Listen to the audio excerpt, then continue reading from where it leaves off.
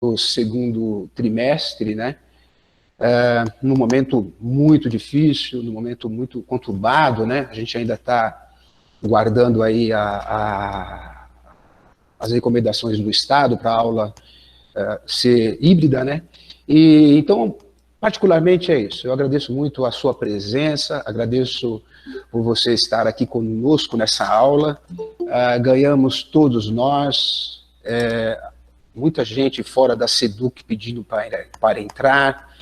Eu não sei se é o governador, se é o filho do governador, se é o secretário, se é o delegado. Entre, seja bem-vinda, seja bem-vindo e aprenda conosco, queremos aprender com você.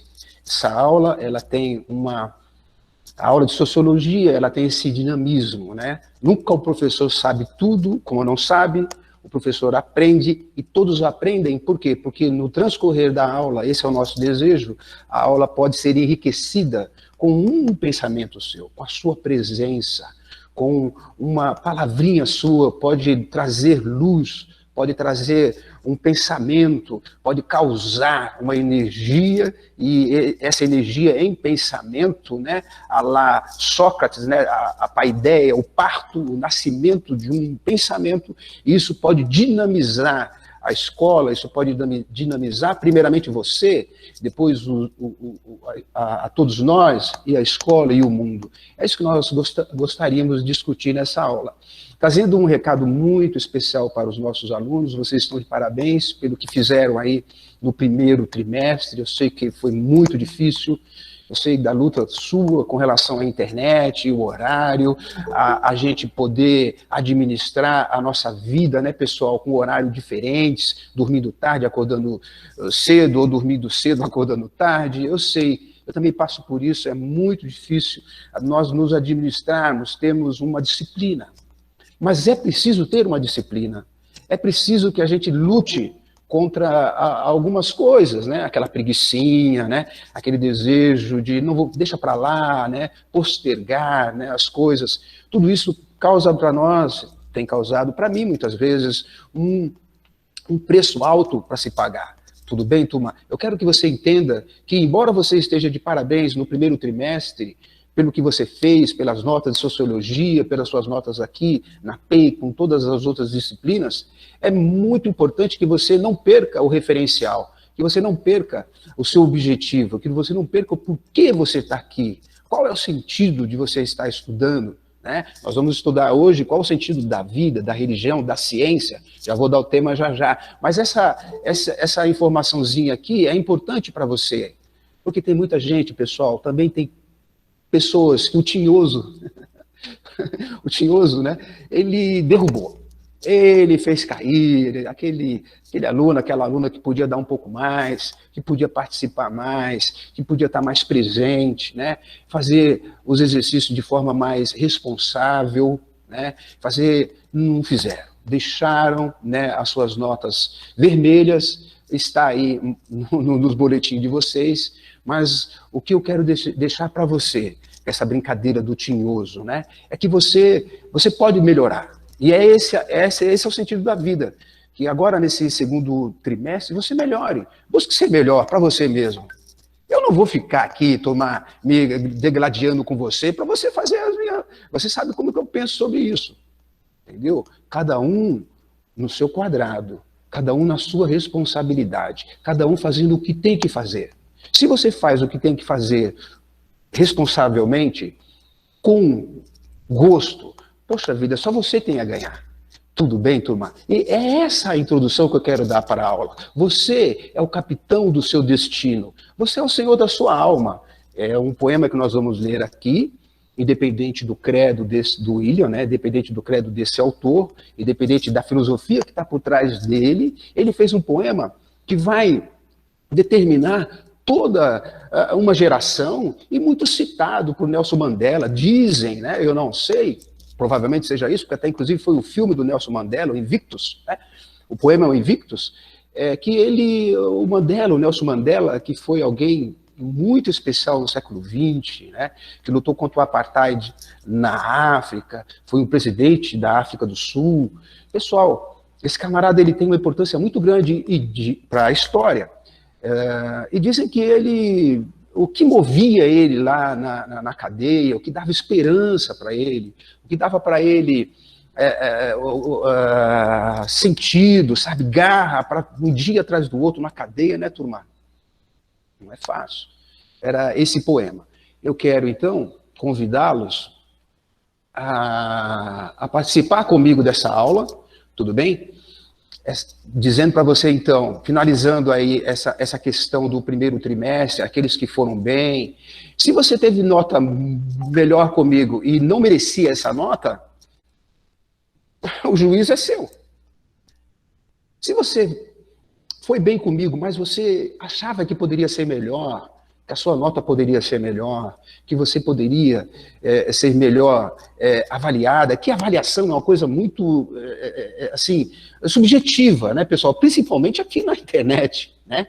É muito subjetiva, muita gente colaborando, muita gente entrando no chat, muita gente falando, né? E só o fato de você me ouvir a aula, o conteúdo da aula, não ouvir o Paulo, o professor Paulo, mas ouvir o conteúdo da aula, isso é significativo para mim. E se você participar, então, é muito mais ainda. Então, pegue essa introdução minha como algo que desafia você, nos desafia a sermos melhores. Tudo bem, turma? Então, bom dia para você, quero ouvi-los agora. Ouviram bem aqui a mim? Sim. Tudo bem? Sim. Essa introdução aí, o que causou em você?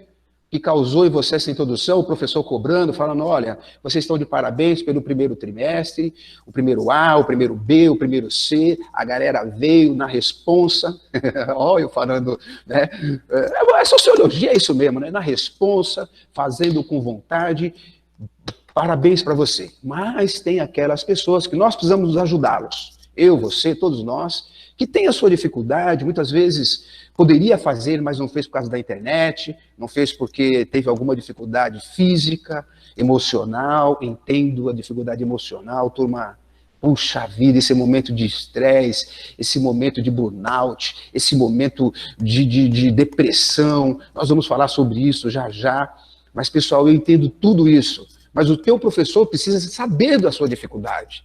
O teu professor precisa, por isso que o meu PV está aberto a qualquer hora do dia, a qualquer hora da noite. Estou dormindo, se você mandar uma mensagem lá, é claro que você não vai fazer isso.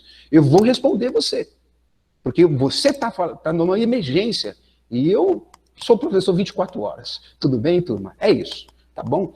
Então, o que eu digo para você, para finalizar, aqueles que estão com nota vermelha, né, turma? 5 para baixo, 5 já é uma nota difícil, tá? É difícil, mas se você tiver com nota 4, por favor, nos procure, vamos melhorar aí agora esse segundo trimestre, tá bom, turma? Então, pessoal, muito bem-vindos à nossa aula de Sociologia, mais uma vez, muito obrigado pela sua presença, nos enriquece, vamos socializar a amizade, vamos socializar nesse momento de pandemia, o nosso amor, o nosso afeto, vamos socializar, trocar esse carinho uns pelos outros. Nós já temos aqui o Vinícius, né, que vai enterrar tristemente, infelizmente, o seu vovô, e nós solidarizamos com ele, com a família dele, tá bom, pessoal? Tem um poema muito rico de alguém chamado Martin Luther King, que dizia assim: não pergunte por quem os sinos tocam. Eles tocam por você. Me lembrei desse texto agora, desse poema, porque na cidade do interior, na cidade dos Estados Unidos, né, quando está passando lá o funeral, os sinos da igreja tocam, né? E aí ele fez esse poema. Não pergunte por quem morreu, por quem os sinos tocam. Os sinos tocam por mim e por você. Tá bom, pessoal? Seja rica essa nossa aula, seja rica esse nosso momento e que Deus nos abençoe. Tá bom? Vamos lá. Então, turma bonita, o que eu quero compartilhar com você aí agora? Ó?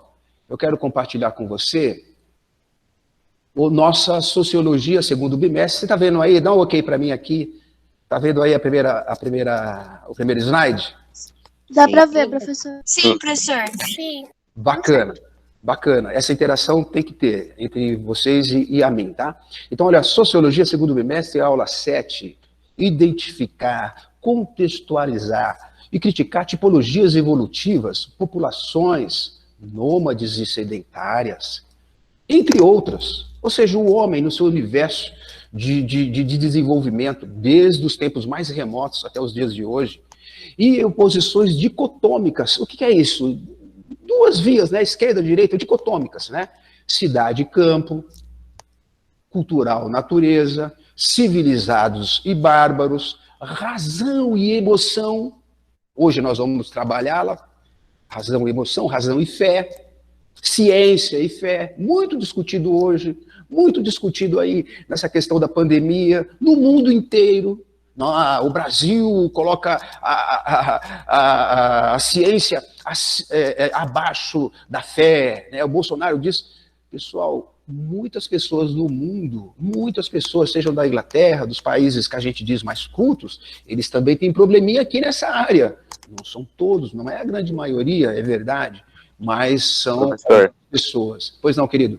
A Amanda, do primeiro A, falou que vai ter que sair da aula. Tá ok, tá ok.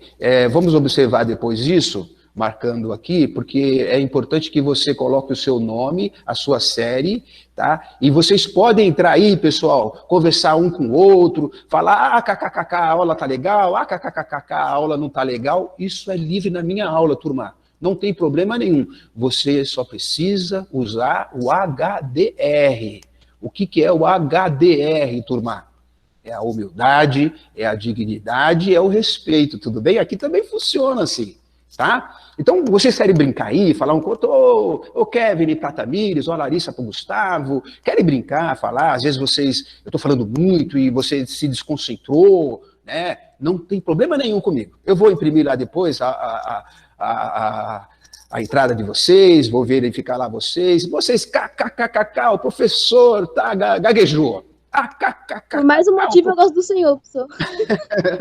Não tem problema nenhum, Kevin. Pode fazer o kkkk, dar risada, mas jamais, nunca, pessoal, evitem isso. Desrespeitem um ou outro, né? Desrespeitem a mim. Se você me desrespeitar, a gente vai conversar com você no PV.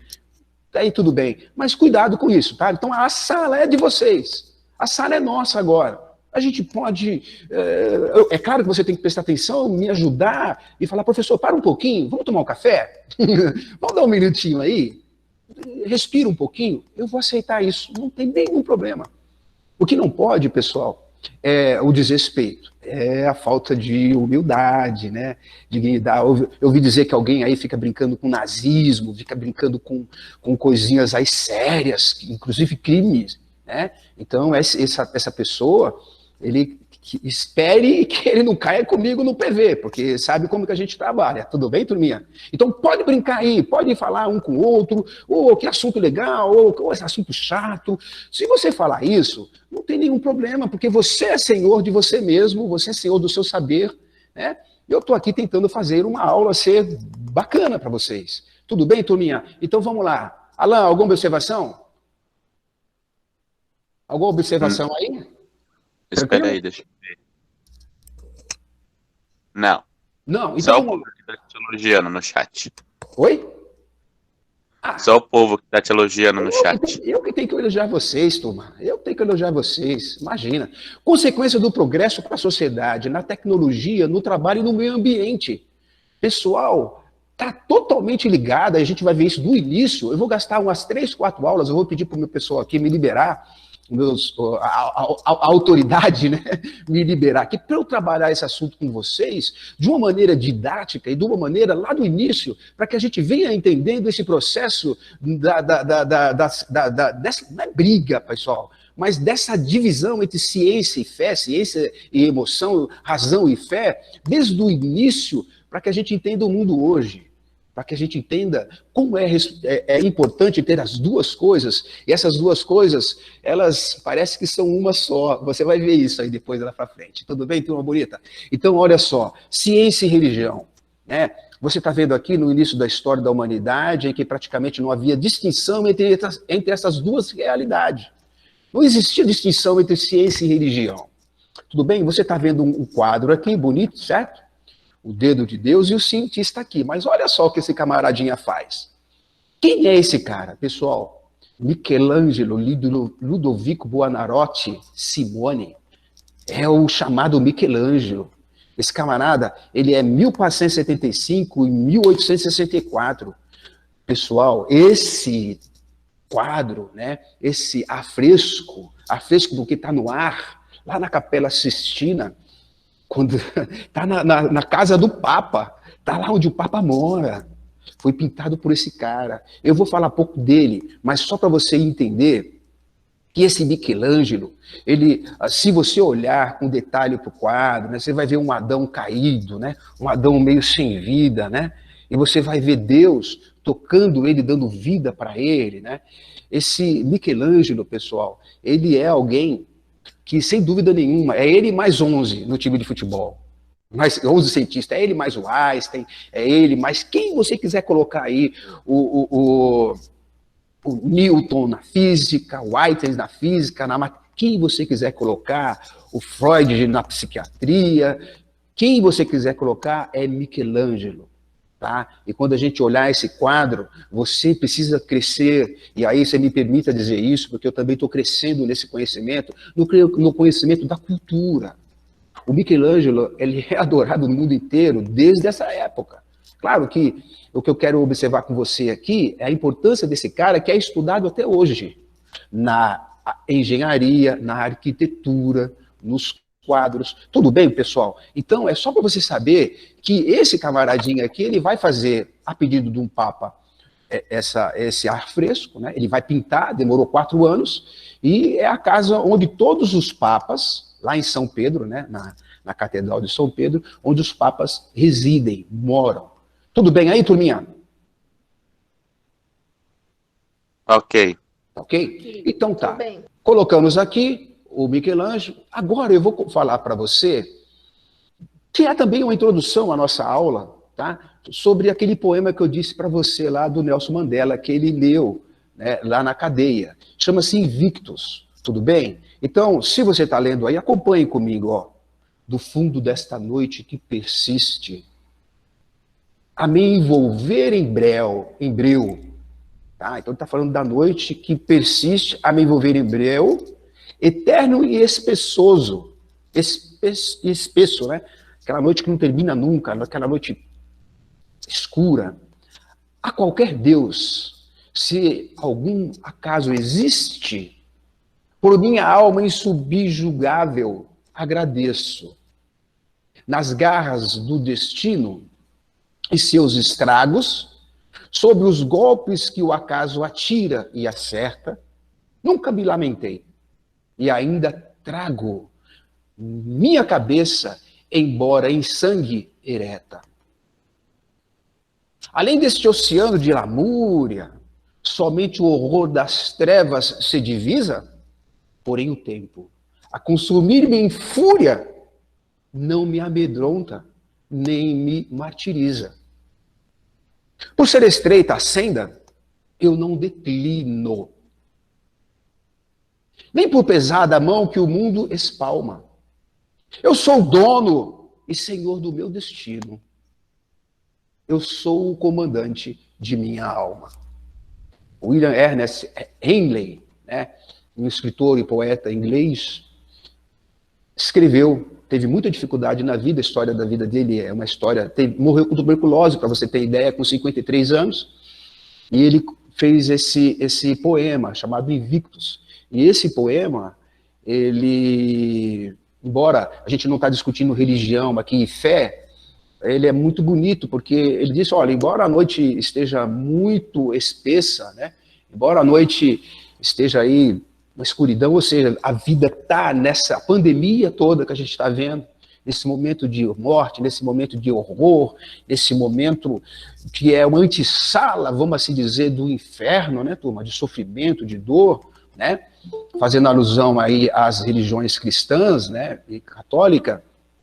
a gente entende esse poema? Como que você entenderia esse poema, turma? Como que você entende? Como que você entendeu a minha leitura e a sua leitura desse poema? Alguém poderia compartilhar conosco? Isso ou não? Sem medo, turma. Aqui não precisa ter medo de falar.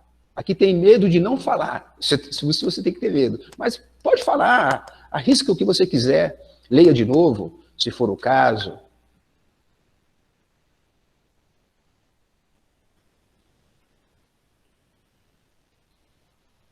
Professor, só é esse textinho aqui? É só esse trecho. Só esse trechinho. Você entendeu? São os dois aqui. O Invictus, né, começa com do fundo dessa noite que persiste, né, a me envolver em breu, né? A noite envolve a gente. Uma noite eterna, né? Ele diz que a noite não para, né? Diz lá o Salmo dos Cristãos, né, que a noite pode durar, né? Quanto tempo for, mas a alegria vem pelo amanhecer. Lembrei desse texto agora da Bíblia, né? Porque quando se tem religião, se tem fé, se tem esperança, né? William, ele tem esperança nele mesmo. Ele diz, olha, a noite pode estar aí como for, gelada, fria, a noite eterna, nunca passa, aquela noite fria mesmo, né? Então, se fala. Esse texto é um pouco depressivo. Tipo assim, a pessoa acho que estava passando por um momento muito difícil, né? Porque não é esse, o de cima.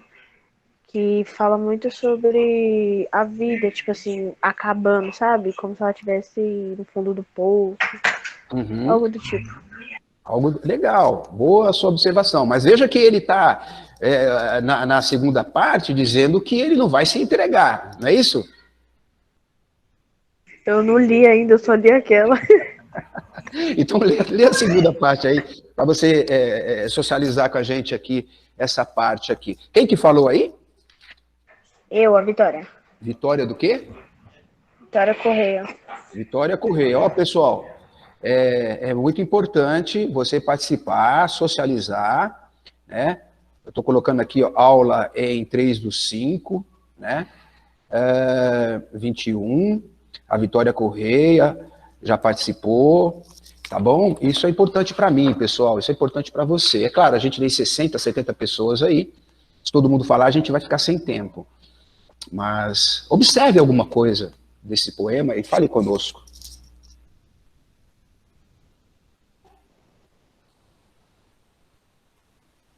Abaixo. Quem tá falando? Outra. A Vitória, vai, eu tava lendo outro, professor. Tá, agora você tá falando? Ah, você tá valendo, desculpa, pessoal. Eu tava lendo. Desculpa. O outro. Vamos lá. O de baixo. Tá, o de baixo? Olha aí, tá bom.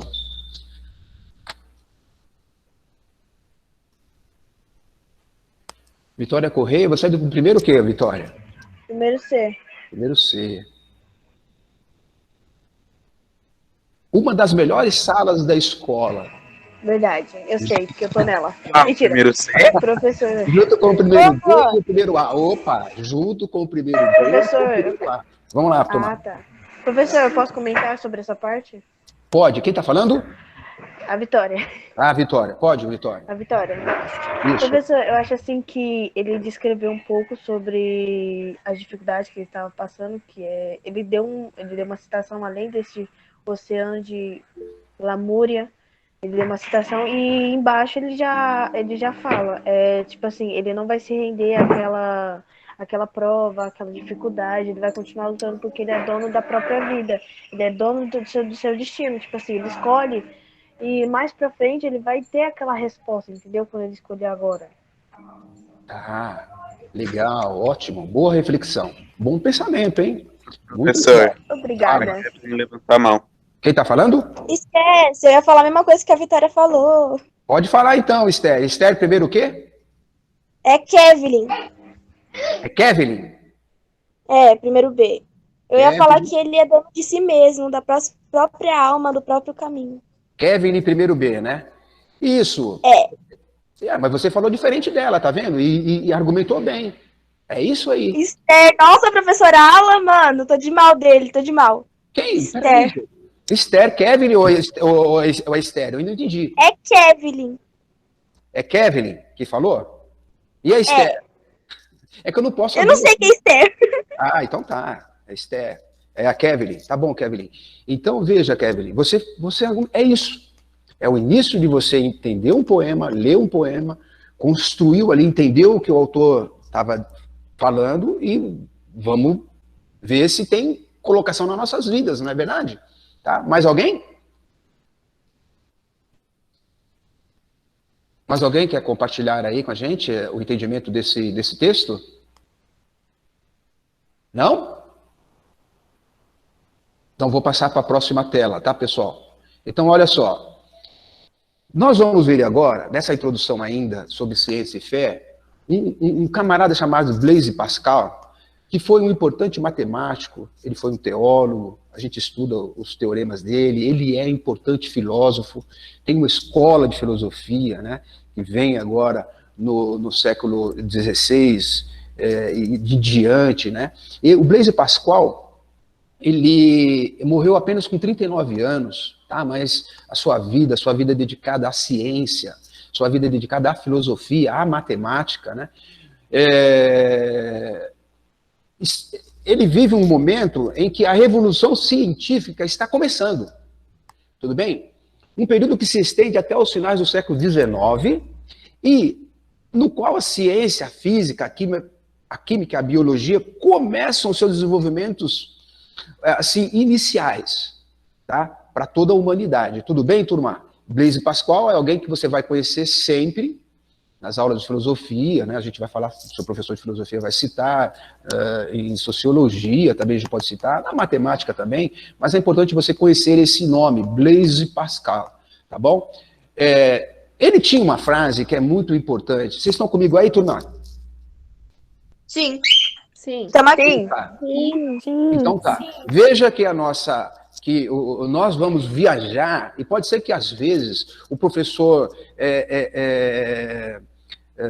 atropele um assunto com o outro, né? Fiquem muito juntos, não se separe, mas a ideia é que essas 4 ou 5 aulas que nós vamos ter sobre o tema, a gente faça um início, né, de como todos esses cientistas, se eles criam ou não, o que eles criam, quem eles achavam, se eles deixavam a fé de lado, se eles deixavam a religião, a ciência de outro, como que eles viveram, né, com essa questão tão sublime, pessoal, que é você identificar, será que existe Deus? Será que tudo que está aí, né, nós estamos aqui há 56 mil anos-luz, se eu não me falha a memória, de uma última galáxia. Desculpa por atrapalhar você, é que a Fernanda do primeiro A não está conseguindo entrar. Peraí, vamos lá, Fernanda, primeiro A, por que você não está conseguindo, Fernanda? Você pediu... Porque o celular dela descarregou. Ah, tá, então tá. Mas o importante é que ela tentou. Fala para ela dar uma carregadinha lá, depois, até meio-dia, ela poder... ou manda para mim no PV, tá? Que ela descarregou o celular dela. Então, como eu estava dizendo, pessoal, nós estamos aí a 56 mil anos-luz. Um ano-luz, a velocidade do som, né, a velocidade da luz é 300 mil quilômetros por segundo, né? Sou professor de filosofia, explica isso com muita grandeza, sou professora, mas estamos a 300 mil anos-luz. Aliás, 300 quilômetros por segundo é a velocidade da luz. E nós estamos simplesmente a 56 mil anos-luz da última galáxia aí que o telescópio Hubble, essa galáxia tem um nome, ZD, alguma coisa assim, é um nome difícil, mas é a última galáxia que esse telescópio pegou, né, captou. E interessante que eles mesmos, toda a ciência e esse telescópio, ele vem confirmar que o universo, ele está em expansão, ele está expandindo, ele não está fechado, ele está expandindo. Pessoal, 56 mil anos-luz, a gente vive 70 anos, 80, 30, 20, sei lá, 100, 120 anos. Nós estamos falando de uma distância que, na razão humana, na minha pelo menos não dá, de a distância daqui lá para cima, né? 56 mil anos-luz de distância. Né? Eu poderia gastar um pouco mais de tempo se eu tivesse preparado esse assunto para falar sobre como nós somos periféricos nesse sistema, a Terra, essa coisa tão pequenininha, tão diminuta, né? Mas tão significativa, que até hoje se prova apenas que só tem vida nela, né? E a minha importância e a sua nesse sistema, nesse planeta, a sua singularidade, o quanto você é importante, você é único, né? Você é única, nunca houve, pelo menos a ciência prova isso até o dia de hoje, e vai continuar provando, que ninguém nunca nasceu com o seu DNA, que ninguém nunca nasceu com a sua digital, que ninguém nunca nasceu com os seus olhos, né? Com a menina dos olhos aqui, né? Ninguém nunca nasceu igual a você. Você é único, você é especial. E dentro dessa turbulhão de infinitude que existe no espaço, você está aqui, eu estou aqui, você está aqui, e a pergunta que nós nos fazemos, que todo homem fez diante de toda a história da humanidade é: existe Deus? Se existe Deus, é a segunda pergunta, como ele é? Então a razão e a fé, eles sempre andando de mão dada ou não, o que nós vamos identificar agora é um começo, é um andar, é um caminhar, tá? Nessa construção do saber, do conhecimento tanto sociológico quanto filosófico, dessa questão na sociedade, desse movimento na sociedade. Porque nós vamos ver depois o Karl Marx na religião, nós vamos ver o Max Weber na religião, que é um cientista social, filósofo. Nós vamos ver o que eles pensavam sobre a importância da religião na sociedade, né? O Emile Durkheim, né, também falando sobre a religião, e tantos outros sociólogos e filósofos falando sobre a importância da religião na sociedade. Tudo bem? Você vai ver isso conosco, sim, sem dúvida, tanto em sociologia como em filosofia. Mas veja, eu já perdi 45 minutos numa introdução que o Blaise Pascal, ele vai dizer o seguinte, é o dilema de Pascal. Você vai ver isso lá para frente, depois, mas olha o dilema dele, pessoal. Perante qualquer crença, tá? Perante qualquer credo, ele diz, seja ela religiosa ou não, há sempre 3 atitudes. Vejamos no caso da crença em Deus, de que Deus existe. A primeira, acreditar que Deus existe. Primeira, tudo bem? Se você acredita que Deus existe, tudo bem, parabéns para você. Você deve saber quem é o seu Deus, como que você se comporta diante dele, quem é ele, o que ele faz para você ou não, como você o adora, como você o segue, enfim, como você se comporta diante dele, porque ele é Deus. E você é alguém criado por ele, que vai adorá-lo, etc, etc. Tudo bem, turma? O segundo ponto é acreditar que Deus não existe. Ora, se você não acredita que Deus existe, bacana, não tem problema nenhum, você continua a sua vida. É como lá o tema, né? Seja senhor do seu destino, né? O poema, seja senhor, capitão da sua alma, siga em frente, sem lamúria, sem perturbação, sem esperança, mas continue a sua vida, ou com esperança naquilo que você acha que te dá esperança, mas esperança nós poderíamos discutir filosoficamente o que é esperança, quem é que pode ter esperança, tudo bem, pessoal? E não acreditar que Deus existe, nem que não existe. Você também, aqui é uma coisa meio agnóstica, né? Não acreditar que Deus existe, não acreditar que Deus existe, nem que não existe. Tanto faz para você, tudo bem? Fato é que você só tem essa vida para pensar sobre isso. Esse é o ponto principal. Que aí eu queria pedir licença para você, nós vamos ver isso mais para frente, que a gente, me parece, pelo que a gente vê, que o último momento da minha vida eu vou ter que lutar com essa questão se Deus existe ou não. Tudo bem, turma? Mas vamos caminhar aí no assunto. Professor? Pois não? Desculpa te interromper de novo, é que a Tainá vai ter que sair, a mãe dela tá com dor. Ah, Fala para ela que a gente espera melhores da mãe dela. Pessoalzinho, tá bom? Tainá, legal. Olha só, o que aconteceu com o passar do tempo? A distinção que aconteceu com o passar do tempo. Vocês estão vendo a figura aí? Esse fenômeno ocorre no Ocidente só. Pelo menos há 1,5 séculos, cientistas e religiosos encontram-se em campos opostos, não raro, digladiando entre si. Tá vendo? Tá aí um padre aqui e um cientista aqui, sei lá o quê. Mas isso, pessoal, só acontece no Ocidente. É interessante, porque a filosofia, você conhece o budismo, você conhece o hinduísmo, você conhece o islamismo, né? No Oriente, lá não se separa a fé a religião da ciência. Nós vamos ver isso também, tudo bem, turma? O importante é que você esteja gostando da aula. Vocês estão gostando do tema, pessoal? Sim, professor, muito. Sim, professor. Estão interagindo com o tema? Olha só, né? Isso aqui é interessante, por quê? Porque ciência e religião se divide aqui no Ocidente. No budismo, no Japão não existe isso, na Índia não existe isso, só convivem muito tranquilamente. Nós vamos ver por que há essa cisão, essa separação aqui no Ocidente. Tudo bem, pessoal? Então, ó, quando se pensa em religião e ciência, a pergunta inevitável é aquela sobre a inter-relação entre esses importantes campos da produção do conhecimento e da atividade humana. Esses campos, né, da produção do conhecimento e da atividade humana. Ó, quem é que produz conhecimento? Será que a religião está preocupada em produzir conhecimento? A Bíblia está preocupada em declarar-se como livro de ciência? A Bíblia tem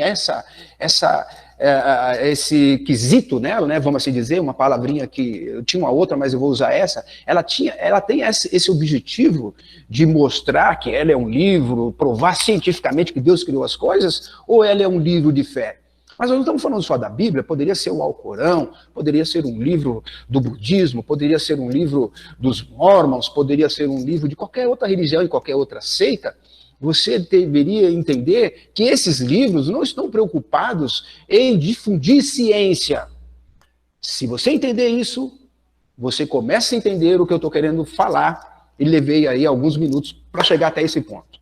Tudo bem, turma bonita? Sim. Então, olha só, a Marilene Chauí, que é uma filósofa muito importante aqui no Brasil, ela tem um pensamento muito importante, eu vou ler aqui para você. Ela diz assim, ó: desde muito cedo, os seres humanos percebem regularidades na natureza, eles percebem, olhando para a natureza, né, o caso de Tales de Mileto, por exemplo, e aí a gente vai ver os filósofos, como que eles separaram a mitologia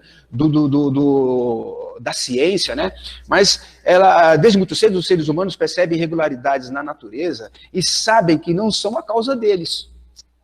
Percebem também que há na natureza coisas boas e ameaçadoras e reconhece que não são os criadores delas. Os terremotos, os vulcões, as tempestades, os maremotos, né? Essa coisa toda aí que acontece na Terra, né? Os seres humanos sempre olharam com isso com muita preocupação e sabem, opa, nós não causamos isso. Agora está um pouco discutível cientificamente, né? Porque pela nossa Amazônia aí quase pelada, né? Isso tem um efeito muito grande na biosfera, né? Mas vamos do ecossistema, né? Mas vamos seguir aqui. A percepção da realidade exterior como algo independente da ação humana. Ou seja, nós percebemos a realidade exterior independente da ação humana, os terremotos, né? Os vulcões, né? Os terremotos. Poxa vida, né? Quem é mais assustador do que um terremoto? Não é verdade, pessoal? Um vulcão, essas tempestades, né? Professor, que a gente vê aí. Pois não? Eu acho que o vulcão em erupção ele é muito mais apavorante do que o terremoto. Ah, você acha?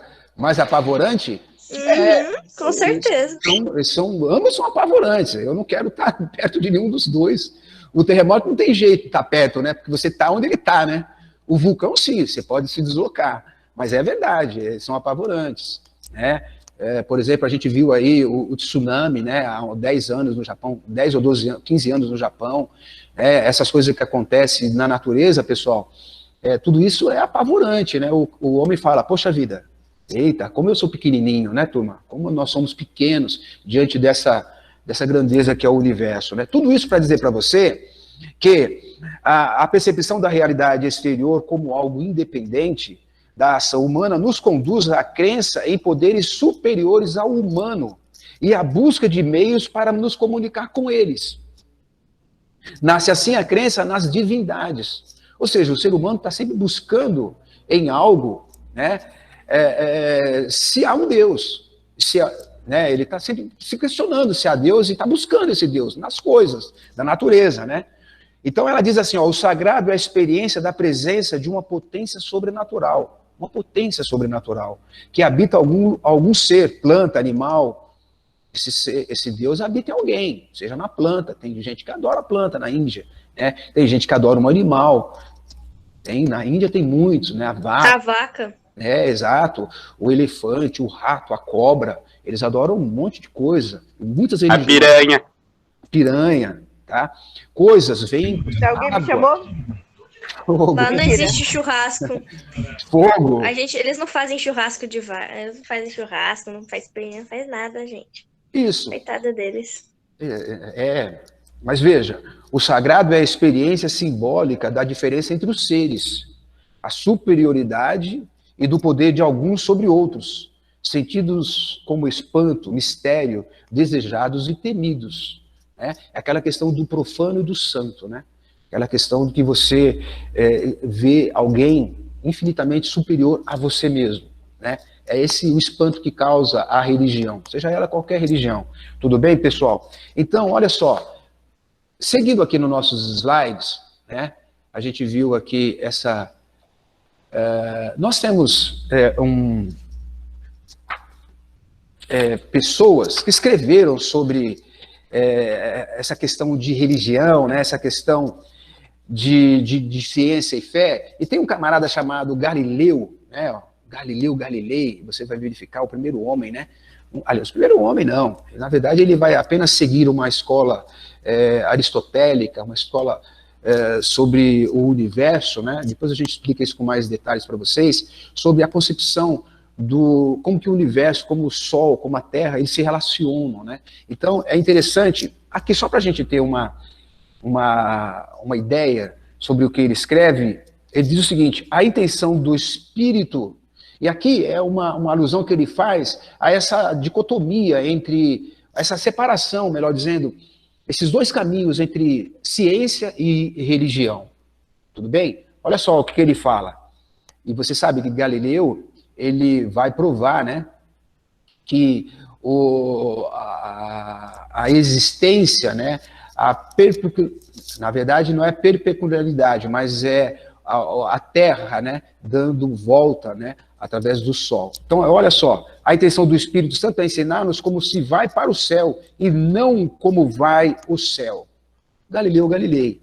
Interessante. Depois a gente vai falar um pouquinho mais dele, mas existe um pensamento, e aqui tem um cientista também, um filósofo, um teólogo muito importante, que é colocado até pela escola, por algumas escolas, que é, popularmente, pensa-se que o homem de ciência não tem fé. E o homem de fé não precisa da ciência. Isso é popularmente. Tudo bem? Que o homem de ciência não tem fé e o homem de fé não precisa da ciência. Tá? Nesse sentido, turma, nós vamos voltar lá para os gregos, rapidamente. Você está comigo aí, não? Tá tudo bem aí? Estão entendendo, pessoal? Estamos aqui. Sim, tá tudo bem. Tá tudo bem? Sim, professor. Legal. Olha só. Ô, professor. Pode falar. Estou aqui. Ah, legal, legal. Turma bonita. Ele é falso, professor, não liga não. Ele é falso? De... Olha só. Nessa questão de fé e ciência, muitas vezes a gente em sala de aula, a gente ouve falar assim, ó, ô professor, mas você é filósofo, você acredita em Deus. O professor de filosofia geralmente não acredita em Deus, sociologia também não. A história entra aqui, desce o pau em Deus. A biologia entra aqui, desce o pau em Deus. Pessoal, você é o senhor do seu destino. Você tem razão, você tem livros, você tem essa autonomia de estudar, você tem que estudar. E o que acontece com essas ciências que muitas vezes se esbarram na questão de Deus, é que talvez eles não estão compreendendo como que as duas andam. É interessante isso, ó, porque eu vou ler uns camaradas aqui agora para vocês. Isso tudo é introdução da nossa primeira aula, tá? Sobre religião. Que, se você ouvi-los, como eu ouvi na pesquisa, você fala assim, puxa vida, esse cara pensava isso de Deus, olha que bonito. Tem um cara chamado Nikola Tesla, que esse camarada dizem que o Benjamin, né? Na verdade, deixa eu ser mais direto aqui, ele é um inventor, ele é engenheiro, e ele diz assim, ó, um cientista de muita competência nos Estados Unidos, né? Tanto é que tem marcas, indústrias no nome dele, né? Ele diz assim, ó, meu cérebro é apenas um receptor. No universo existe um coração do qual obtemos conhecimento, força e inspiração. Não penetrei nos segredos desse coração, mas sei que ele existe. Olha que interessante, né? Ele diz que o cérebro dele é apenas um receptor. No universo existe um coração do qual obtemos conhecimento, força e inspiração. Eu não penetrei no segredo desse coração, mas sei que ele existe. Isso é um grande cientista, pessoal, dos Estados Unidos. Se você pesquisar aí, ó, Nikola, com K, eu não pude colocar aqui, Tesla, tá? Depois o Isaac Newton. Isaac Newton, que é tão estudado no mundo inteiro, né? Suas leis, né? Primeira lei, segunda lei, terceira lei, lei da termodinâmica e por aí vai. É difícil expulsar Deus de uma vez. É a afirmação de Newton, tá? Ele sempre volta humildemente, disfarçado sob um nome ou outro. E com o nome que escolhemos. Ele é amado sem que o saibamos. Então, quando o professor fala, Deus não existe, Deus existe, etc., você tem que entender que que tem pessoas na história, filósofos, cientistas, de todas as partes da ciência, que acreditaram em Deus. Tudo bem, turma? Que essa questão de fé e razão, ela pode ser conversada, porque há diálogo entre os dois. Talvez quem esteja fazendo uma afirmação X ou Y não está sabendo trabalhar com as duas. Mas o Isaac Newton afirmou isso, que Deus, é difícil expulsar Deus. Ele sempre vem disfarçado, com um nome ou outro, né? E sempre humilde, né? Charles Darwin, por exemplo, olha só, o Charles Darwin, né? Nunca neguei a existência de Deus. Acredito que a teoria da evolução seja perfeitamente conciliável com a fé em Deus. Olha, pessoal, isso aqui é muito importante a gente discutir isso depois nas aulas presencial, conversarmos sobre isso, né? E a gente vai ter... Professora, levantou a mão. Quem levantou a mão? Vitória. A Vitória? Fala, Vitória. Eu. Professor, eu acho assim que, tipo assim, crença vem da pessoa e pessoas que não creem não podem ficar julgando umas às outras. Porque assim, tipo assim, tem pessoas que acreditam em estátuas, tem pessoas que acreditam em Deus, tem pessoas, como na Índia, acreditam em várias coisas, entende? Então, tipo assim, eu acho que o ser humano deveria parar de julgar as pessoas só por causa da crença dela. Porque muitos sofrem por causa disso. Qual é o seu nome? Victória Correia. Victória Correia. Ô, Vitória, você abordou um ponto muito importante. Obrigada. Pessoal, tá tendo um problema com microfones aí, ó. Você abordou um ponto muito importante, que é você respeitar a religião de todas as pessoas, qualquer que seja ela, qualquer uma. E esse é o sentido da gente estar conversando aqui. A minha net travou? Não. A sua não, pra mim tá boa. A minha não, né? Pra mim também tá boa. Ah, bacana. Acho que foi a da Vitória que a internet dela tá ruim hoje. Tá. Então, ô, Vitória, essa questão da gente respeitar o credo dos outros, as pessoas, né? Respeitar o ser humano. Esse é o nosso desafio agora, falando sobre a ciência, a fé, a nossa habilidade, né, de conhecer as dicotomias, né, que trabalharam na sociedade, que a sociedade trabalhou com ela, melhor dizendo, né, e verificar que é importante, principalmente nos dias de hoje, respeitar todas as pessoas. Muito bem, Vitória, é isso mesmo. Tá? Ô, professor. Pois não. O Alan ia Pois não, falar. Professor, eu sou cristã. E na minha religião tem os 10 mandamentos, né? E fala que a gente tem que amar o próximo como a si mesmo. E eu sou assim, eu amo todo mundo e faço amizade com todo mundo. Quem me conhece sabe. E eu tenho respeito com outras crenças. Eu tenho um amigo budista, tenho um amigo que é Ubanda, eu tenho vários amigos e respeito. E eu aprovo isso. E eu não gosto que falam de outras religiões como uma crítica, sabe? Ai, que aquela religião só machuca, ai, que sei lá o quê. Eu brigo com a pessoa, não gosto. Muito bom. É porque, Legal. assim, na sociedade Qual é o que seu nós nome? vivemos, Kevin. A Kevin. Ok, Kevin. é que na sociedade em que nós vivemos, o ser humano, ele não entende que uma pessoa pode acreditar naquilo que ela acha, entendeu? Naquilo que ela crê. Não, ela tem que acreditar, todo mundo tem que acreditar, tipo assim, em uma só coisa, entendeu? Então o ser humano, por ele ser assim, ele julga muito aqueles que acreditam em outras coisas. Exatamente. Bacana. A pessoa quer que ela seja igual, tipo, a si mesma, entendeu? Quer que confia só em um Deus, quer só uma religião, entendeu? Tipo, cada um tem sua vida, mano. Cada um segue com a vida que quer, cada um faz o que quer com a sua vida, segue a religião que quer, entendeu? A pessoa faz o que ela quer, mano.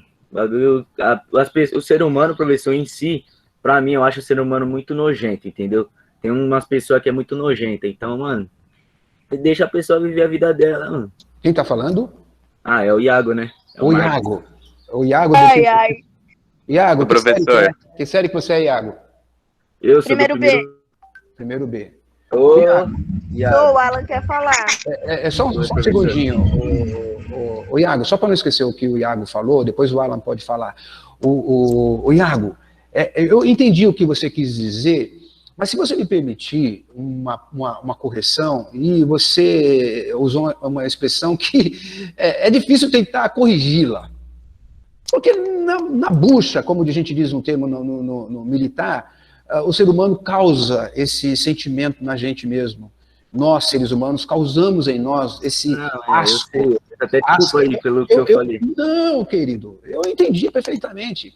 Mas como a gente tá no mundo virtual, evidentemente, isso aqui pode cair, qualquer pessoa pode ver o que a gente está falando, ouvir o que a gente está falando. É importante, eu não estou te corrigindo. Não estou te corrigindo. O ser humano causa mesmo esse asco. O ser humano, claro, o Hitler, quem quer viver um minuto do lado daquele camarada? Você percebe? Eu poderia dar muitos exemplos.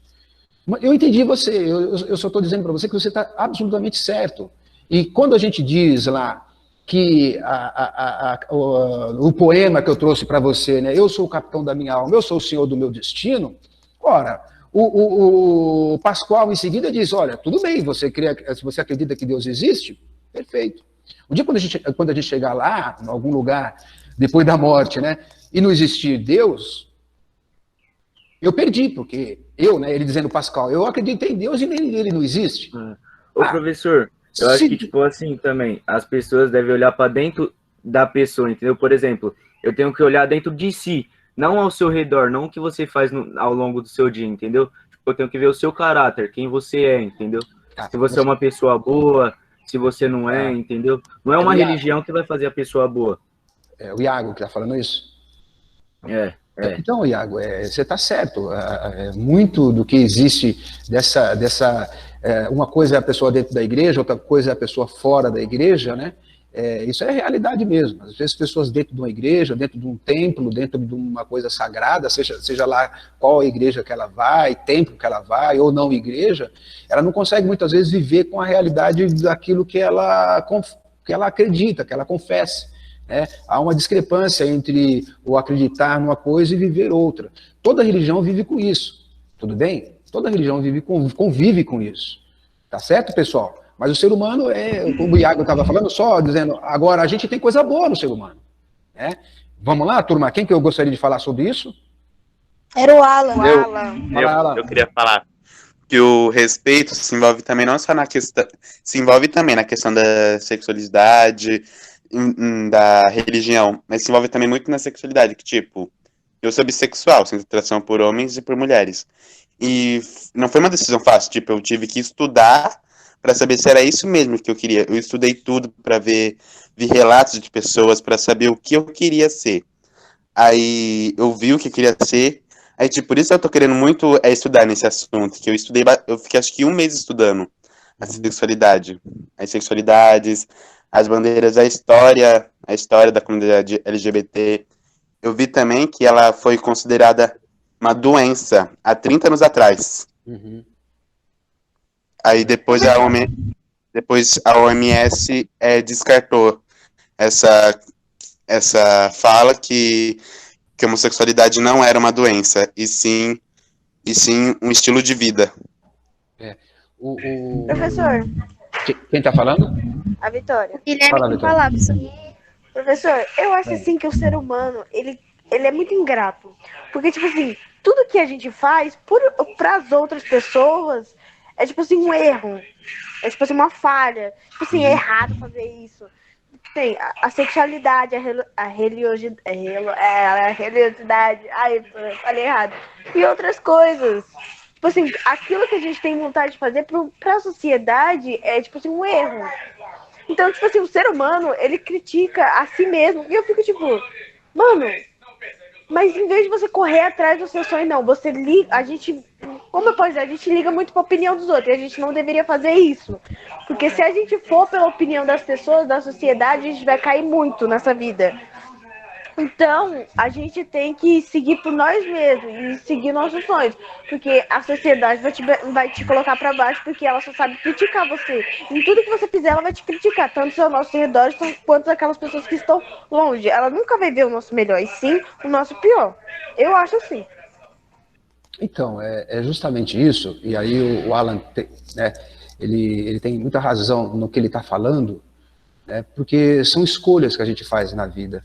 Ninguém tem que determinar o que tipo de pessoa de sexualidade, de opções ou de maneira de viver, de comportamento, aquilo que não é criminoso, né? Sim, porque existem algumas práticas criminosas que está tipificada na lei, aquilo lá sim.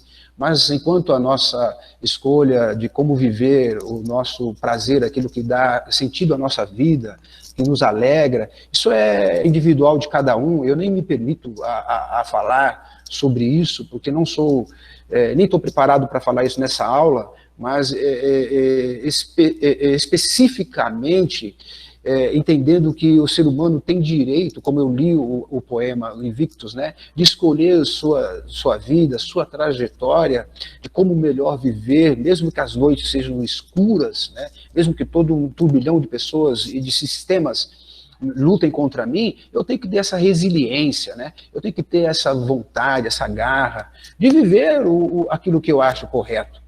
Né? O que nós estamos discutindo aqui não é a aprovação de determinado conceito de sexualidade, de opções, não é disso. Nós estamos falando aqui sobre algo que o ser humano tem que ter, independente das suas escolhas, independente da sua maneira de viver. Tudo bem, pessoal? Vocês estão me entendendo? Como o poeta falou no poema, você faz o seu próprio destino e você faz suas próprias escolhas. Exato. Exato. Exatamente. Professor, o Guilherme quer falar. Pode falar, Guilherme.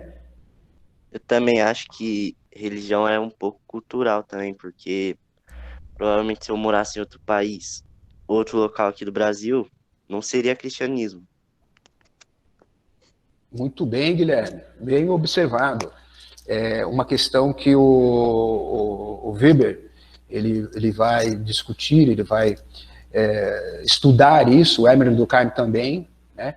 E oposição a Karl Marx, né? Porque o Karl Marx vai dizer que toda a sociedade que a religião deve ter. Mas vocês vão entender com o tempo, nós estamos aqui apenas enriquecendo-nos de conceitos sobre a religião, sobre a ciência, sobre a fé, né?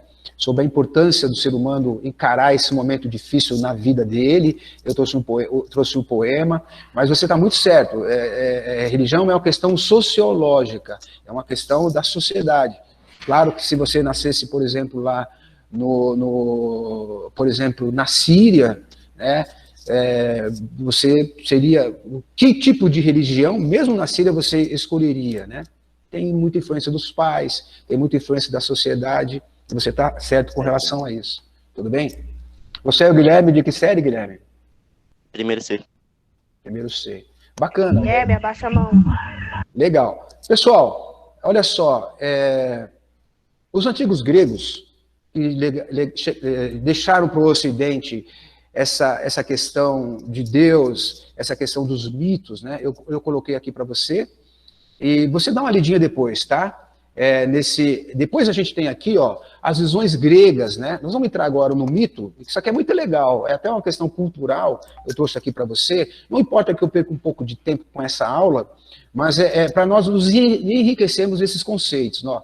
Os gregos tinham a tendência de ver a natureza em si como divinizada. Tudo que tem na natureza é Deus. É isso que vai fazer com que a filosofia fale, opa, pera um pouquinho aí.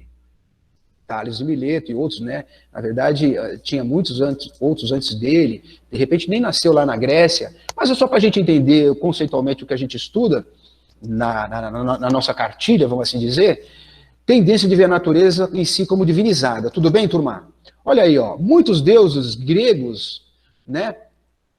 Na Grécia Antiga, as pessoas acreditavam em muitos deuses diferentes. Eles eram imortais, mas pareciam como humanos e se relacionavam com os homens. Cada um tinha sua própria esfera de influência. Tudo bem, turma? Olha só que bacana. Essa aula agora começa a ter uma dinâmica mais acelerada. Ó. Existem muitos mitos sobre a origem do mundo e também sobre os deuses em particular. O mito mais conhecido sobre a origem do mundo é a chamada Teogonia de Hesíodo. Tá? Então, é um poeta grego, a gente precisa conhecer. Você precisa conhecer esses caras aqui, ó, apenas para a gente nos enriquecer culturalmente. Tá? No início era o caos, né, diz ele lá, depois você dá uma olhada aí, ó, como que surge essa mitologia? Ó? No início era o caos, desse caos veio Gaia, terra-mãe, tem o nome grego, né, Gaia, terra-mãe, Tártaros, o submundo, e Eros, deus do amor, Nix, a noite, e Erebus, a escuridão. Guia teve vários filhos, sem marido, incluindo Uranus, o céu. E Pontus, o mar. Nix, por sua vez, deu à luz a 2 filhos, a Erebus, o dia e a luz. E Gaia e seu filho Urano tiveram muitos filhos, os titãs. Urano foi derrubado por seu filho Cronos em uma batalha sangrenta. O titã Cronos, então, governou o mundo, mas ele também foi deposto mais tarde por seu filho, o deus Zeus. O Cronos aqui é de cronologia do grego, né, que a gente usa como uma das indicações de marca do tempo. Tá? Pessoal, eu coloquei aqui como curiosidade, depois vocês dão uma olhada nesses slides, tá bom? Porque eu não vou ter tempo de ler todos para vocês, mas ele é muito rico em muitas informações. Se você tiver curiosidade, esse é o meu desejo, de ler lá atrás como que os gregos, e até hoje tem essa influência, né, dos seus deuses, tá?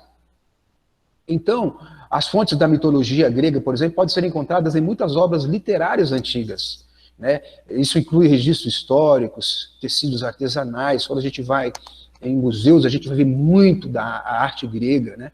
Particularmente antigas, ricas e conhecidas. São epopeias cíclicas, por exemplo, Homero, né? A Ilíada e a Odisseia, as epopeias das deusas, né? A Teogonia, né? De Hesíode e a poesia órfica de Orfeu. Eu gostaria que vocês fossem atrás desses nomes se vocês tiverem curiosidade. Tudo bem? Tudo bem, turma? Então, o que acontece? Tudo. Sim. O Monte Olimpo é a montanha mais alta da Grécia, só para você ter uma ideia. sobre uma curiosidade, né? Como a importância da Grécia, a Grécia Antiga, no mundo hoje, no turismo, né? Tem aqui os nomes dos deuses, tá? Mas eu vou correr porque nós estamos com o nosso tempo já avançado, né? Nós temos aqui o Aquiles, né? O Aquiles, né? É um exemplo de herói semideus, né? Então, o chamado tendão de Aquiles, né? Por que se chama tendão de Aquiles, né? Muitas vezes quem corre, né? Quem joga futebol, faz algum esporte de alto impacto, tem problema no tendão, né? Então, dá uma lida aqui, está escrito aqui, mas eu não tenho tempo de ler, eu gostaria que você lesse, tá bom? Nós temos aqui o Zeus, o Deus Pai Zeus, né? Com o seu raio, né? Quem é Zeus? Está aqui para você ler depois. Tudo bem, turma? Eu coloquei aqui para a sua curiosidade. Afrodite, né? A deusa grega da beleza e do amor. Eu não falei lá, o Deus, né? O Deus, o Zeus, né?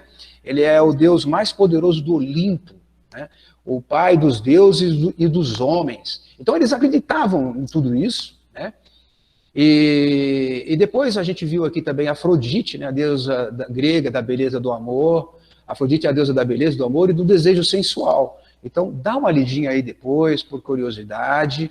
Depois a gente tem aqui, ó, Atenas, a deusa da sabedoria, da batalha e da estratégia, né? A deusa olímpica, Atena, também é conhecida como Atenas, e é a deusa da sabedoria, da batalha, da estratégia, como eu acabei de ler, tá? Dá uma lida aí depois, nesse texto dela, que é bacaninha, você tem tempo de fazer isso, espero que você goste do assunto, para enriquecer, porque às vezes a gente está lendo um livro, está vendo um filme, né? Apareceram muitos filmes aí, eu vou falar agora de um, que ele fala sobre essa guerra dos titãs, né? Guerra dos deuses, né? No Olimpo, tem muitos filmes assim, está sempre retratando. Depois a gente vai ter aqui, pessoal, Dionísio, né, o deus do vinho, né? Dionísio é o deus do vinho, da uva, da fertilidade, do êxtase, né? Tá? Isso vai ter muita importância na literatura, tá? do mundo inteiro. Vamos escrever muito sobre eles, sobre esses deuses, tá? Depois nós vamos ter aqui os resumos dos deuses da Grécia. Aqui eu fiz um resumão para a gente entender, ó. Então, a mitologia grega clássica moldou toda a cultura ocidental, europeia. E é a origem da literatura e da filosofia europeia também. Tá? Os antigos gregos tentaram explicar como o mundo surgiu. Eles tentaram explicar como que veio todo esse universo aí. Tá? E eles imaginaram a Terra como um disco curvo. Né? Como um disco, imaginaram a Terra. Tá? Ela era o centro do universo, a Terra como centro do universo. Foi limitado pela corrente glacial, segundo os gregos, tá. Eu gostaria que você lesse aqui também algumas informações interessantes, que agora, nesse nosso contato, ele é relevante, mas eu gostaria que você lesse, que você desse, até porque eu vou fazer algumas questões daqui, né, e é importante que você lê. Nesse sentido todo, pessoal, lembrando lá do começo da nossa história, da Grécia e da filosofia, que eu faço um apanhado lá do mito, que os filósofos tentam separar o mito da filosofia, né? Tales de Mileto, Pitágoras, Platão, eles vão separar o que é razão, o que é filosofia e o que é mito. E aqui eu trago para você também um pouco dos mitos, os deuses gregos, esses nomes que muitas vezes a gente ouve nos filmes, nos desenhos, a gente ouve em pessoas, por exemplo, e a gente não tem conhecimento deles. Então, a ideia aqui era deixar que você pesquisasse, para você, é isso que significa Atenas, Afrodite, ou isso que significa Urano, ou Vulcano. O que quer dizer Vulcano, um deus com a terminologia romana? Para você ler lá, tá? Os deuses dos gregos têm características humanas. Como humanos, eles estavam sujeitos ao destino, tinham que lutar com os problemas do dia a dia e viveram suas fraquezas. Eles só se diferem dos homens porque eles são imortais, tudo bem? Mas viviam a sua fraqueza, o seu dia a dia. Os deuses do Olimpo, os deuses lá Tem umas histórias lindas sobre eles, pessoal, tá? Mas agora a gente separa um pouco esses deuses, mitologia grega, e todos aqueles nomes que eu dei para vocês pesquisarem lá, tem vários, né? Nós temos aqui Gaia e Uranus, né? O Titã Cronos, nós temos aqui o Hades, né? O que significa Hades? Você já deve ter ouvido na sua religião aí, na Bíblia, né? O que significa Hades, ou mesmo nos livros dos Mormons, tem lá o Hades, mesmo o livro do islamismo, o Corão tem lá o Hades, tá? Então o Hades, né, o deus grego do submundo, né, com o vidente e o cão infernal, a fotinho aqui. Estão vendo a foto deles aí, pessoal? Sim. Dá pra ver, professor. Legal, então ó, o Sim, deus professor. Hades é o deus dos mortos, né? Ele é o irmão de Zeus, mas não foi aceito no Olimpo, tal. Tem toda a história deles aqui. Tem um filmezinho muito bacana sobre toda essa história aqui da mitologia grega, mas eu não coloquei aqui porque ela tem 45 minutos, então a gente não colocou. E aí, a gente vem aqui agora para os hebreus, né? Porque esse início de discussão da religião monoteísta, ou politeísta, ou de ciência e fé, vai ter uma causalidade, vamos assim dizer, um início nesses camaradinhas aqui, ó. Então, os hebreus veem a natureza como dessacralizada. Eles já não veem a natureza como se a chuva fosse um deus, se o mar fosse um deus, sobre a terra Gaia fosse um deus, o mar Poseidon fosse um deus. Não, eles não veem isso. Zeus, não. O Cronos, deus do tempo, não, eles não veem assim. Tudo bem, pessoal? Vocês começam a entender agora que o hebreu, ele dessacraliza, ou seja, ele tira as divindades. É apenas criação, não é Deus. Deus, ou Alá, ou o Deus Elohim, ou Deus que eles dão o nome lá, o Deus eterno, o Deus infinito, o Deus, né, ele criou. Tudo bem, turma? Então agora tira essa questão de divindade do mar, das águas, do tempo, do vento, do Hades, tira tudo isso. Tranquilo aí, não? Sim. Os hebreus veem a natureza como dessacralizada, ou seja, o que é isso? Tira Deus. Eles não vão mais, eles não aceitam isso, nem tem. Por quê? Porque eles são religiosos.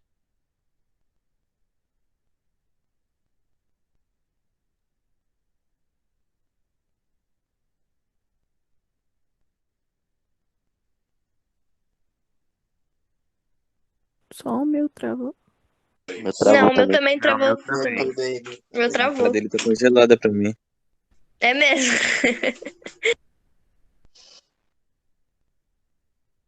É o amor. Travou, meu Deus. Professor, travou. Professor, tá travado. Divinizar essas coisas. Professor, Travou. Travou, Senhor do céu. Travou ou vocês entenderam? Tá bom. Tá travado. Não entendeu nada. Aí agora destravou. Ninguém entendeu nada. Ai, travou? Volta. E agora? Agora voltou. Voltou? Então eu estava dizendo o seguinte, ó, que os hebreus, eles dessacralizam, ou seja, eles tiram essa questão, essa coisa de Deus, o mar é Deus? Não. Terra é Deus, Gaia? Não, terra não é Deus. A água, o vento, as tempestades, Poseidon, né, o mar, o Deus da beleza, né? Não tem nada disso, Afrodite, não tem isso. Eles dessacralizam tudo isso, ou seja, tiram essa questão de divinizar as coisas da natureza, que os gregos faziam isso com tudo, tá? E diz, não, há um Deus eterno, infinito, imortal, que criou todas as coisas. O nome dele é Elohim, o nome dele é Javé, o nome dele é Jeová, que não dá nem para falar o nome dele, porque não tinha as iniciais lá não tem, né, na verdade, na língua hebraica. Então, a gente fala Jeová, mas é o Deus lá que é Deus. Tudo bem, turma, agora?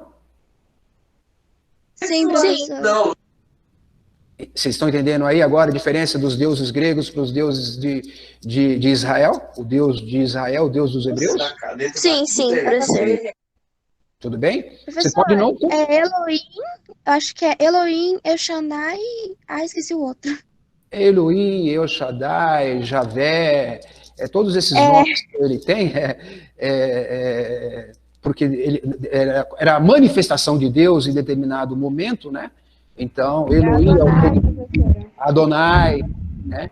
Então, ele tinha particularidade de uma situação, dava-se o nome de Deus, o Deus Senhor dos Exércitos, por exemplo, Elohim, né? Mas aqui, pessoal, o que é importante é você identificar que existia na mitologia grega essa porção de deuses, a sua interação no universo, sendo Deus, e o Deus de Israel falando, ó, só há um Deus. Os judeus, ó, só há um Deus.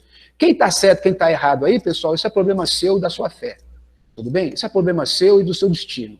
Isso é problema seu e da sua condução da sua vida. Eu só estou dizendo para você o que é história, o que é sociologia, o que é filosofia. Tudo bem? Tudo bem. Sim. Quem falou aí? Então, pessoal, a importância desse pensamento, né, vai influenciar o século XVI, esse pensamento, né, decisivamente, vai influenciar, a partir do século XVI, no desenvolvimento da ciência moderna. Ele vai começar a influenciar toda a ciência, a visão judaico-cristã. Então, nessa visão, todo e qualquer trabalho manual é visto como sagrado. Então, se você vai trabalhar, isso é sagrado, tudo bem? Todo o trabalho. É interessante, a Idade Média, a Bíblia desfrutava o status de autoridade em assuntos espirituais, e Aristóteles, a autoridade em questões científicas. Isso é interessante, tá? Porque agora eles vão ter cada um vai ter a sua importância, a sua singularidade, sem que uma fica sobre a outra, sem que a fé, a religião determine tudo. Ah, foi Deus que criou todas as coisas. Entendeu? Agora, a Bíblia tem uma importância e a ciência vai ter uma outra importância. Nesse sentido, turma, olha só, nos séculos XV e XVII, a ciência passa por consideráveis avanços. Nesse período são percebidos elementos contrários. Vocês estão lendo aí, não? Estão lendo? Sim. Sim, professor. Bacana. Compreende que foi fundamental o papel da religião, desempenhou no processo que resultou em avanços científicos. Então, olha só, o que é interessante aqui a gente pensar? Que a ciência começa a se desvincular da religião. O pensamento religioso e o pensamento científico. Há agora uma distância entre eles, eles começam a se distanciar. Está vendo o desenhozinho aí? Ó? O bispo, o cientista, né? E o padre. Tudo bem? Então, olha só, a história e a ciência, gradativamente, vão se emancipando da filosofia, que havia se libertado da teologia. Isso aqui é importante você entender, que gradativamente um vai se separando do outro. Não é de uma hora para outra. Há um pensamento atrás disso. Há uma geração de pessoas, anos, né, que vão fazer com que haja uma separação entre a ciência e a religião, tá? Entre a ciência e a fé. E, nesse sentido, os pensadores modernos passaram a falar de uma nova física e uma nova geografia. Tá? Essa compreensão moderna era resultado natural do descobrimento da existência de outros povos e outras culturas e da aplicação do método empírico. Agora vai começar a ter ciência, empirismo, fazer as coisas, dar o seu nome, fazer com que as coisas sejam feitas através de experiência. Tudo bem, turma? E aí, turma, a gente termina a nossa aula aqui, só nessa introdução, que aí eu ainda gostaria de fechar para você, é que entre a razão e a ciência, entre a fé e a ciência, no mundo de hoje, no mundo contemporâneo de hoje, as pessoas as separam sem nenhum conhecimento das duas, da finalidade de cada uma delas. Por exemplo, tem um camarada chamado Louis Pasteur, que é um cientista, né, francês, muito importante. Ele diz assim, ó, um pouco de ciência tira Deus, muita ciência o traz de volta. Um pouco de ciência tira Deus, muita ciência o traz de volta. Nós vamos discutir, conversar nas próximas aulas, e aí eu queria que você não faltasse, uma questão prática de conhecimento da religião agora já para os nossos dias, que tem a ver, por exemplo, com o nosso sentido de vida. Qual o sentido que nós estamos vivendo? Né? Por que nós vivemos? Qual o sentido da minha vida, da sua vida? Qual o sentido da sociedade? Por que a morte? Por que a pandemia? O que nós poderíamos tirar de lição para isso? Para esse momento que a gente está vivendo? Para esse momento que a gente... estamos aí, né, chorando, né, e nos alegrando. Tudo bem, turma? Eu quero pedir licença para você, agradecer a você pela aula de hoje e dizer para você o seguinte: vamos estudar os slides, o professor vai formular com vocês algumas, se você tiver dúvida, no PV, e na próxima aula, todas as dúvidas que você tiver, vou mandar para você um questionário dessa aula, tudo bem? Para a gente já começar a fazer exercício sobre essa aula, e se você tiver dúvidas, me escrevam no próprio exercício, tudo bem? Tá bacana?